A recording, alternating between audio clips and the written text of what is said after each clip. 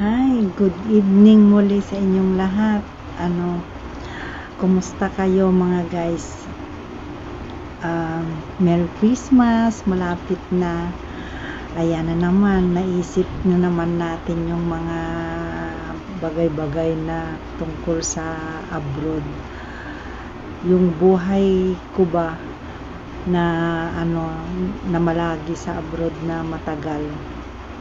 Alam nyo guys, nung una akong umalis, 3 silang iniwan ko, yung mga anak ko.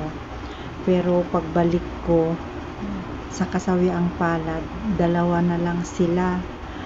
'Di ba ang hirap kasi iniwan mo silang masasaya nung pag-alis mo, pero hindi nila alam, masakit na masakit sa loob ko yon.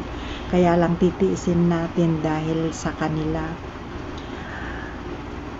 Pero ang masakit dito sa huling sandali, hindi natin siya nasilayan.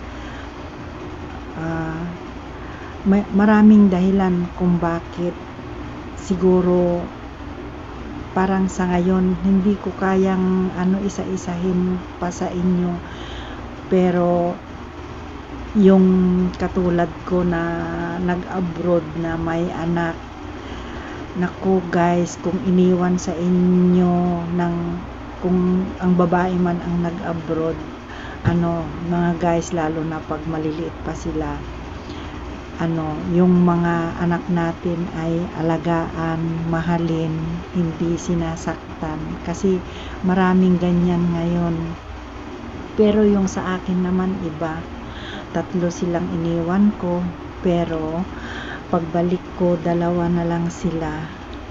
Ayaw kong umiyak kasi sa ngayon tanggap ko na siya, kaya masaya na kaming 2 nung huling dinalaw ko siya. Year 2013 kasi nung umalis ako, malusog, tapos pag nabalitaan mo na lang, ganun na lang yung nangyari. Pero nasa langit na siya, kaya ipaubayan na natin kay Lord. Hindi ko muna kayang ikwento guys, basta yung mga sinasabi ko sa mga magulang na umaalis at iniwan kung kanino man. Alagaan nyo yung mga bata dahil bigay yan ni Lord sa taas. Alagaan lang natin sila. O sige, sa susunod ikukwento ko kung bakit sa ngayon hindi ko kaya. Sa susunod na kwento ko, baka unti-unti kung bakit. Gusto ko lang i-share talaga sa inyo. Merry Christmas sa inyong lahat. Ingat at saka mag-pray lang kay Lord. Lalo na yung mga malayo sa mga anak. Ingat kayo dyan sa abroad. Sabi nga nila masarap pakinggan ang abroad, pero